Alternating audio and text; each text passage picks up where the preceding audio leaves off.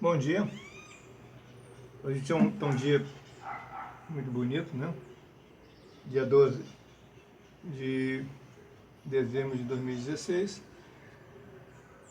Vou gravar mais um vídeo para ser postado no YouTube e no Facebook. E espero que vocês gostem. Dentro daquele grupo de vídeos, são 3 grupos, né? Um é reflexões científicas, filosóficas e espirituais, que vai falar sobre todas as questões que eu venho discutindo desde 1988, quando eu fiz meu mestrado e doutorado na própria FJ, e produzi dezenas ou centenas de textos, não sei, não tenho, muitos eu guardei, muitos eu perdi.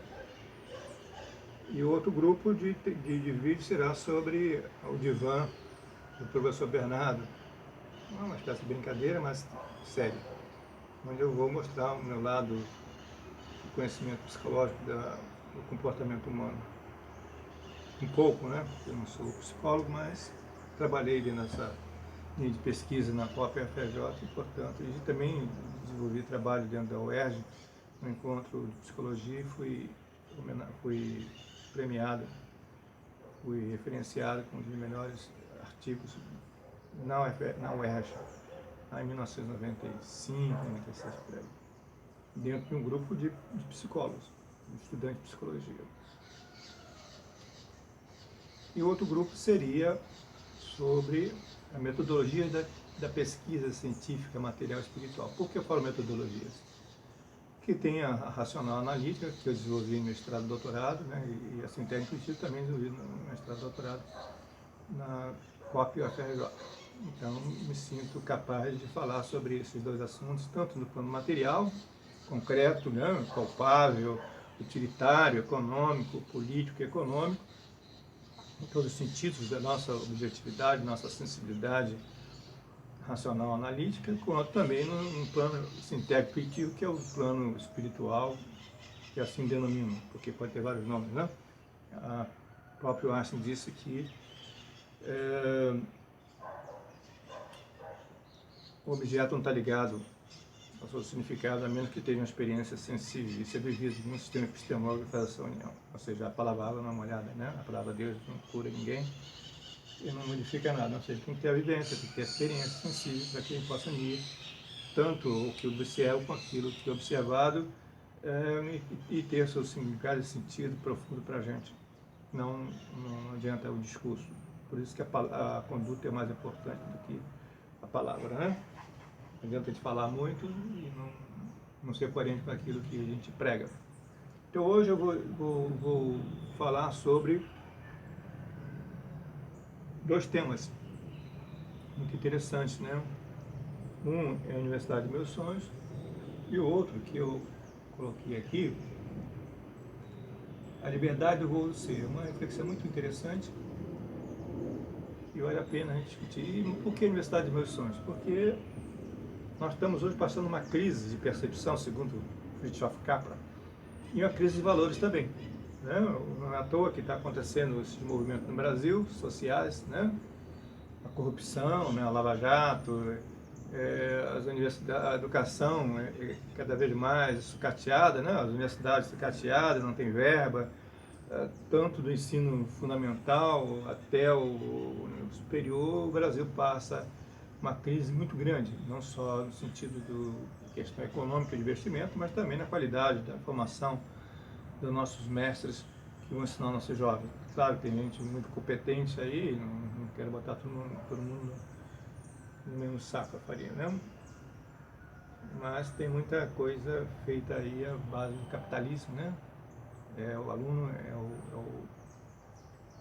passa a ser um cliente, né? Então ele manda, né? É mais quando ele paga. Nas universidades estaduais o problema é a ideologia que infiltra dentro dos campos universitários e transforma o aluno num partido político, né? Um seguidor de uma ideologia, seja ela de direita ou de esquerda. Eu não tenho ideologia, eu digo que eu brinco, né? Que eu sou uno, não sou partido, né? Porque partido é partido, como é que o partido vai unir alguma coisa? Então nós precisamos de união. E o nome já partido político já dá essa conotação de que a coisa começa a partida, se a partida não adianta nada, né? Então, eu acho que devia até reduzir essa quantidade de, acho que é 35 partidos políticos. Então, 10, tá bom, 5, 8, 12. Não adianta, porque fica uns partidos pequenininhos, nanícolas, né, que entra para poder ganhar verba para...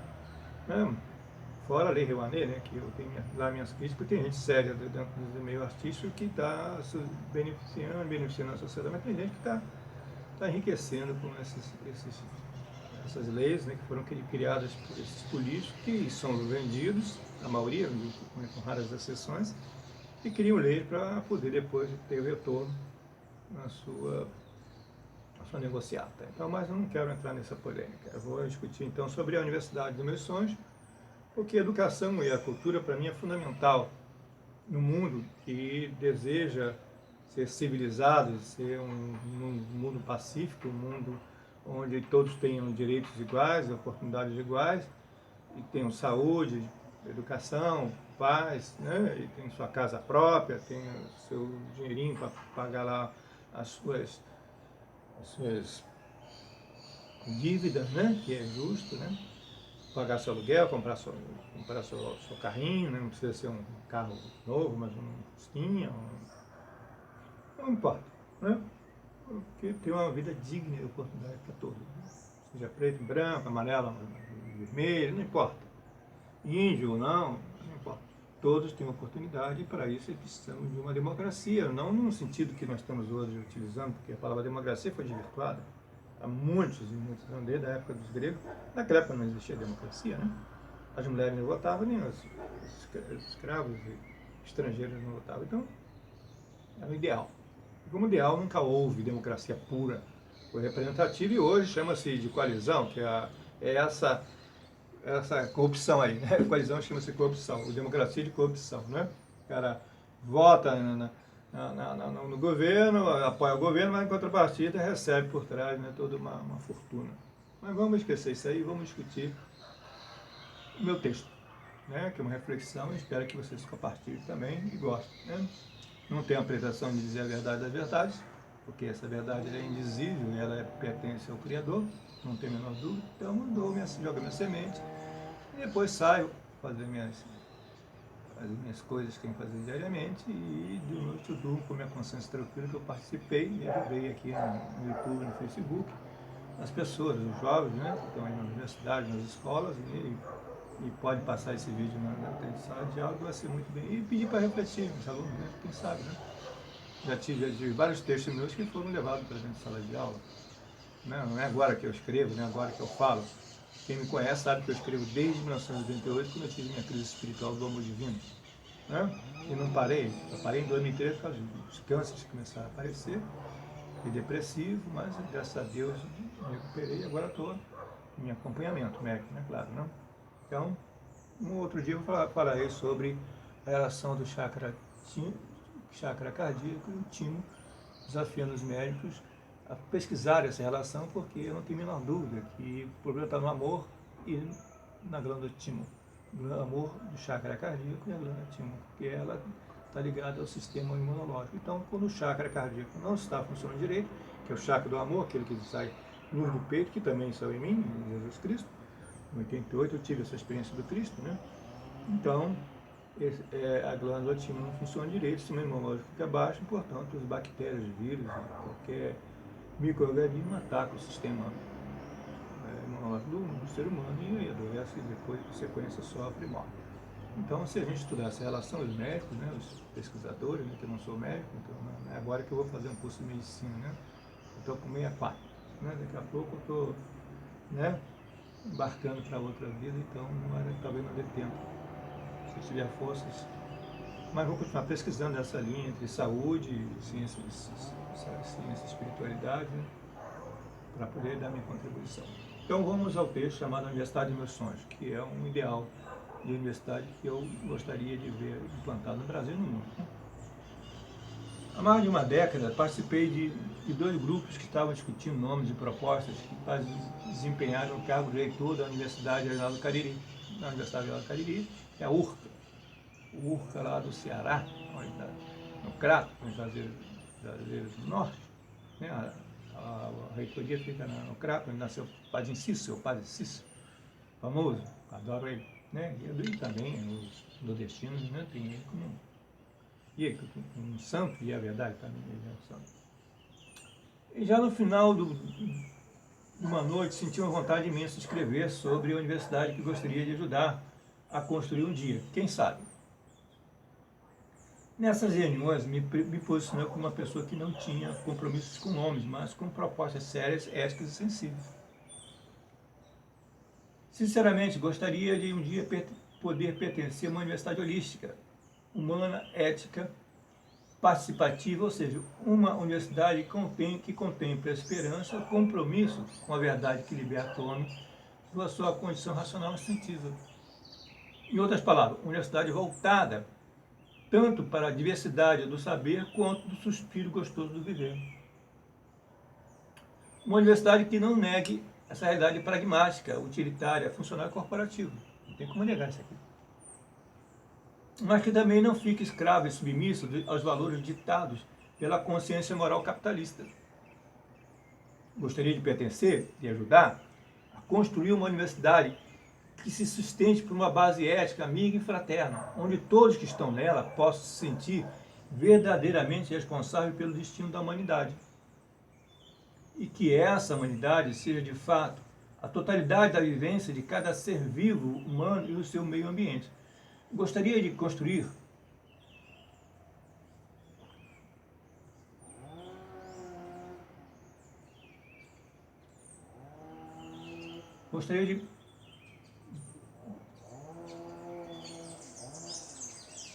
construir uma universidade onde a ciência seja irmã da filosofia e a filosofia não esteja separada da religiosidade da existência, onde a física e a metafísica sejam complementares tanto quanto a partícula, a matéria e a onda antimatéria em seus respectivos domínios de existência, onde o esforço de cada cientista seja direcionado para o salto da consciência na criação da luz.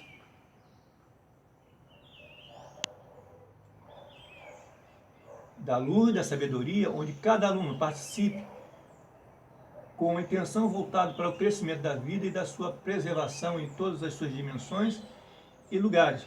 Gostaria de pertencer a uma universidade onde os professores contemplem o horizonte da liberdade, da verdade e nele vejam o pôr do sol, o nascimento de um novo dia para um novo conhecimento despertado em cada um. Que cada professor seja mestre de si mesmo, antes de ser mestre do outro. Que a tarefa de cada educador seja plantar um novo mundo de igualdade, de oportunidades. E que a verdade não seja nem absoluta nem relativa, mas construída a cada passo, a cada sentimento, a cada pensamento, na estrada longa da vida. Uma universidade que se ocupe de tudo em prol da verdade, do saber, da solidariedade e do amor, e para tanto escolha seguir caminhos nunca andados e idealizados, e assim que se abra verdadeiramente para o mistério da nossa existência.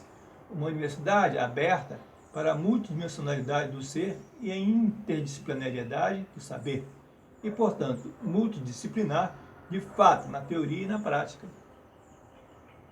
Uma universidade que pesquisa a verdade mesmo onde não se acredite que ela esteja, ou que não se veja de imediato. Uma universidade inesperada e dos fenômenos invisíveis e imprevisíveis para a razão especulativa, instrumental, funcional. Uma universidade que adote a transcendência órfã. Gostaria de ver uma universidade de fato, né? Que ela não seja para os pobres nem para os ricos, mas para todos que desejam uma transformação social e existencial no sentido positivo da transcendência sagrada e amorosa. Pode ser uma utopia. Nessa universidade, que eu sonho e imagino acontecer um dia, Deus terá um lugar especial, ou seja, habitará a consciência intuitiva de todos os pesquisadores. O reitor dessa universidade será um defensor das leis cósmicas da vida. Os mestres doutores serão discípulos da vida. Os alunos serão nossos irmãos mais novos. Isso foi escrito em 2000. Eu cheguei na URCA foi em 2003, né? Quando foi feito na eleição, né? É uma consulta. As pessoas querem depois transformar numa eleição. É uma consulta, tipo uma eleição, onde a comunidade acadêmica, são funcionários, alunos e professores, escolhem seus nomes e depois passa para o governador, no caso da Universidade Estadual, ou para o presidente da República, no caso da Universidade Federal. E aí, esses dois representantes, né, tanto da União quanto do governo estadual, vão escolher um nome dentro daquela lista sexta, né, e pode escolher o do primeiro ou o último, não importa, a palavra final é deles. E não tem choro nem vela, porque isso está na Constituição. Entendeu? Há vários movimentos que querem transformar a consulta numa eleição. Eu acho justo, mas desde que eles façam uma lei primeiro, né? E não no grito, na marra, né? Vamos lá. Então agora o segundo texto. A liberdade no voo do ser. É um texto também muito bonito, que fala a natureza humana, né? E em busca dessa liberdade, esse contexto que nos afeta, né, em todo sentido, quanto energia, quanto ideias, ideologias, né, tanto no sentido político quanto no sentido religioso, né, ninguém aqui está imune a essas afetações, a esses impulsos que vêm do mundo, né, do mundo de fora. Né? Um outdoor, uma rádio, uma televisão, uma pessoa que fala, um livro que você lê, teatro, um filme, isso induz na gente uma visão, uma parte da nossa formação da nossa cultura, né? Tanto é que a palavra cultura vem de colo, né?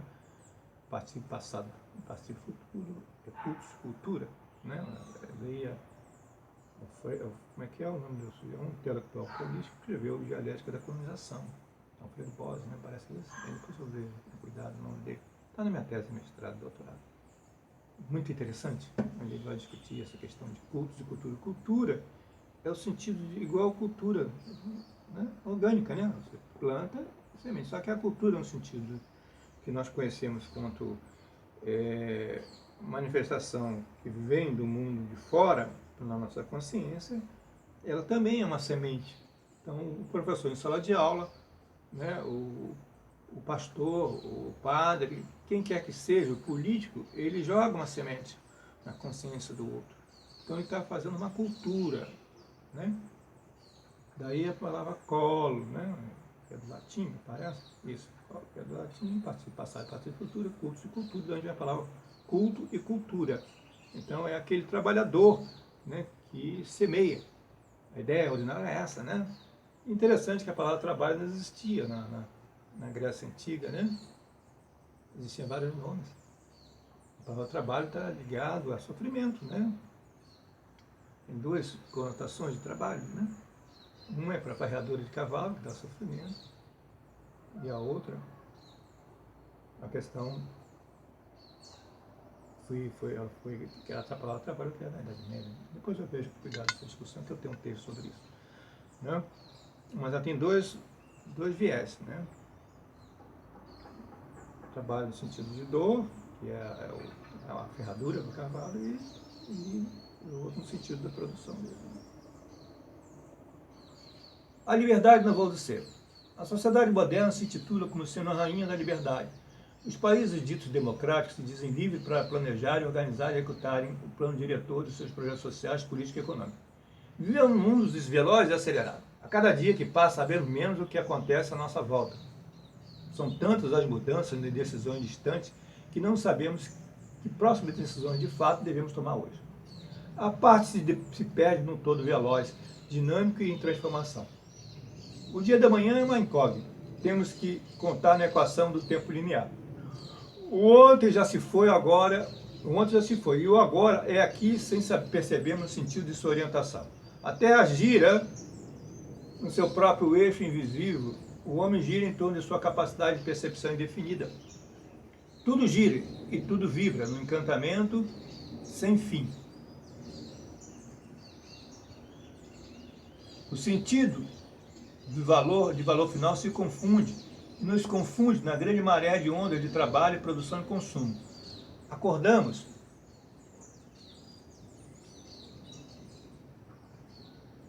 Acordamos com as buzinas dos carros e vamos dormir. Eu acordo com o barulho dos pássaros, tá, gente? Não como... Porque aqui eu moro numa floresta, né? Aqui, eu estou no quinto andar da minha pequena casa. Cercado de floresta aqui. Mas eu não acordo com o barulho dos carros, não. Mas quem mora lá na pista, sim. Aqui não, estou dentro da floresta. Acordamos com as buzinas dos carros e vamos dormir com a sensação de que o amanhã não será nada diferente, assim nada mudará de fato. Então não esqueço não. Será que podemos mudar o eixo das realizações de valores materiais? Em princípio, desejamos romper com o antigo para construir o novo, mas logo somos assaltados por impulso de acomodação e nos sentimos presos à cultura como a raiz da árvore nas entranhas da terra, como a mosca que cada vez mais se enrola na teia da aranha. Somos seres da terra e dela precisamos para sobreviver. O céu nos convida para a beleza do infinito desconhecido. Saímos com naves inteligentes pelo cosmos para sondar a vida além dessa vida terrena. Será que existe um mundo melhor do que esse aqui? Aí fora?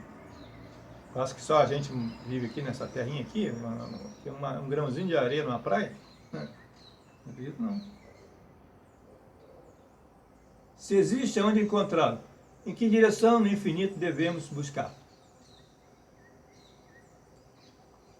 A busca humana não tem fim. O que queremos descobrir? Novas terras, novos espaços, novas fronteiras, novas verdades? O que precisamos de fato reconhecer? Já não basta sermos dotados de inteligência e sensibilidade? O que queremos acrescentar ao nosso mundo de ver e ser? Um vazio bate em nosso ser. Um buraco negro se abre em nosso peito. Nos sentimos sós. Nos sentimos uma partícula, numa dança de átomos na construção quântica da vida. A posição e a certeza da velocidade da nossa trajetória errante não nos são proibidas. Uma ou outra. Conhecemos aquilo que queremos conhecer. Vemos aquilo que queremos ver. Descobrimos aquilo que queremos conhecer. Vemos aquilo que queremos ver. Descobrimos aquilo que queremos descobrir. A realidade não nos é dada, mas permitida escolher. Vocês acham que a gente percebe tudo que entra nos nossos sentidos? De milhões de impulsos só pelos cientistas, alguns milhares entram na nossa consciência, o resto a gente perde. Tem muitos fenômenos que estão acontecendo. Assista o documentário chamado Quem Somos Nós, baseado na física quântica, espetacular. Passou no mundo inteiro. Passe em sala de aula. Fritjof Capra tem o ponto de mutação. Né? Tem outro também, que é fantástico, a lei do sucesso, né? Que agora eu esqueci o nome do autor, que é um indiano, médico indiano, a lei espiritual do sucesso. Não, a lei... Depois eu vou lembrar.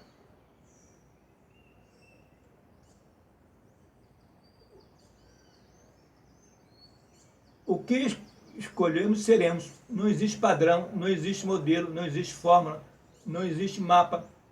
Então caímos em si. Não existe vida sem liberdade. Não existe igualdade sem unidade. É uma utopia. Como é que vamos querer a igualdade em que sentido? Lado igual dos pobres ou igual dos ricos? Classe alta ou classe baixa? Ou igual classe média, que fica no meio? Igualdade aonde? Os políticos de esquerda falam igualdade, mas falam igualdade no sentido da riqueza, né? Ninguém quer viver em Cuba. Claro, Cuba tem uma educação fantástica. Né? Uma questão da saúde também praticamente resolvida, né? Mas e aí? E a liberdade? Não tem nada contra Fidel, contra a esquerda. O que eu quero é liberdade, expressão de liberdade e felicidade. Se isso não vier, o ser humano e a ciência está incompleta. Eu falei uma vez isso numa palestra que eu dei lá aqui na Petrobras, no Rio de Janeiro. Eu e Miguel de Simone, falecido, querido Miguel de Simone, fizemos um texto que era ergonomia,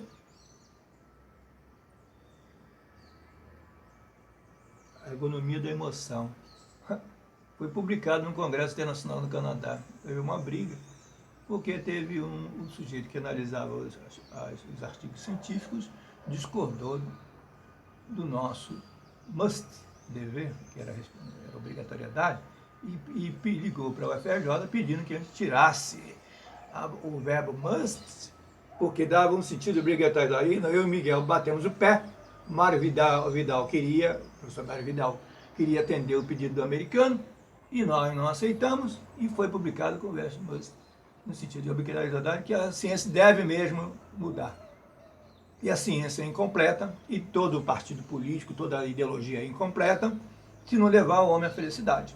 Não importa se seja de direita ou de esquerda, eu não estou aqui defendendo a direita nem a esquerda, eu não sou direita ou de esquerda, eu sou unido. Eu não sou político, partidário, não entrei em partido nenhum, não me filio, não vou me filiar. Respeito a todos, que cada um siga a sua consciência, porque cada cabeça é uma sentença. E depois receba, lá no final, né, o troco, porque plantamos e colhemos. Então é bom, quem quiser, dar uma lida nas leis de Deus, no filósofo Pietro Baldi. Fantástico. Leia. Mesmo que você seja ateu, que você não seja religioso, seja crente, mas tenha uma mente aberta, como disse Alberto Einstein, ele diz o seguinte, que a mente é como uma paraquedas.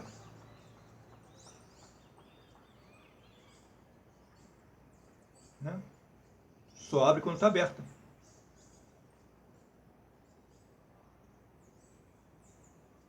Então, você tem que abrir a mente. Então, se você não abrir, você cai e morre. E abrir não é abrir totalmente, é abrir com um filtro. Filtra as coisas que entram, né? E você vai ler isso aonde? Limite do desejo, Sacha Sai Baba. Um ser espiritual fantástico que teve agora, vivo, né? Nesse mundo agora, na Índia, no mesmo topo de Jesus Cristo. Ele escreveu um livro que chama Limite ao Desejo, vai no Instituto Sacha Sai Baba, e pede R$10. Entre no Instituto e peça esse livro, pague R$10. Leia, Limite ao Desejo, ele vai falar exatamente isso. Você tem que, tudo, são 4 variáveis que você tem que, segundo Sacha Sai Baba: tempo, energia, alimentação e dinheiro. Qualquer um dessas variáveis, se perdermos o controle, está perdido. Perde, descontrola a vida totalmente. Tempo, energia, alimentação e dinheiro. Controle o seu dinheiro. Não ostente em roupa, sapato, carro, nada disso. Compra uma casa, pronto, tá bom. Não queira uma mansão, os ladrões vão ficar de olho. Compra um carro luxuoso, de vidro escuro, entra numa rua lá, de bandido, o cara tira porque não te vê, cara. Então seja inteligente. Aqui no Rio de Janeiro acontece isso toda hora. Aqui, meu carro, eu não tenho nem coragem, porque eu não tenho seguro, não tem coragem de sair do condomínio. Meu condomínio daqui, a portaria, 10 minutos a pé. Ele é grande, é quase um clube. Para mim é muito grande, né? Não precisa uma casa pequena. Mas eu comprei pela oportunidade. A casa aqui tem 12 de largura e 42. O terreno vai lá em cima. Eu tenho que fazer umas casas ainda, tenho que gastar dinheiro. Vou plantar aí, um bocado de manga, sei que e tal. É um terreno grande, não tem nada. Estou no 15 a 20 anos. Mas é um dinheirinho só que eu gastei. Não precisa ostentar, não tem piscina. Ninguém vai ficar de olho aqui. Até porque para pular aqui o muro tem que passar por 5 seguranças, passar por um encarregado, passar pelo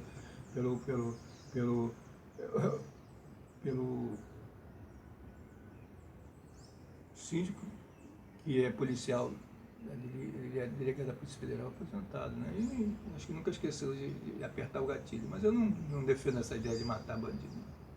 Mas cada um age de acordo com a sua consciência. Ele aprendeu a atirar, tem outro aqui vizinho que serviu o exército, aprendeu a trabalhar em guerrilha, e tem arma dentro de casa. Ele falou: se vocês invadirem minha casa, eu não vou errar o alvo.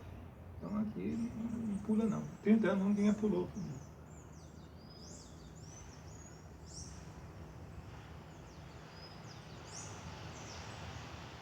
Então, Camus em si, não existe vida sem liberdade, não existe igualdade sem unidade, é uma utopia.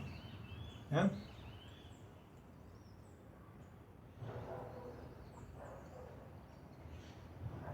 Ó natureza criadora, por que somos tão complexos e indeterminantes? Enraizar a vida na terra material, transcendendo uma morte da consciência, metanoia, que eles chamavam de metanoia. em direção ao céu imaterial. Então vem a luta, o conflito e a crise interior. Sabe o que significa a crise? Pelo diagrama chinês? É risco e oportunidade.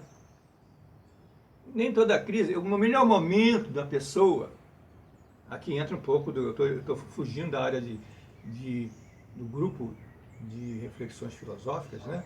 Para entrar no divã, mas eu vou só entrar um pouco no divã do professor Bernardo Milocasio. Crise no diagrama chinês significa risco e oportunidade.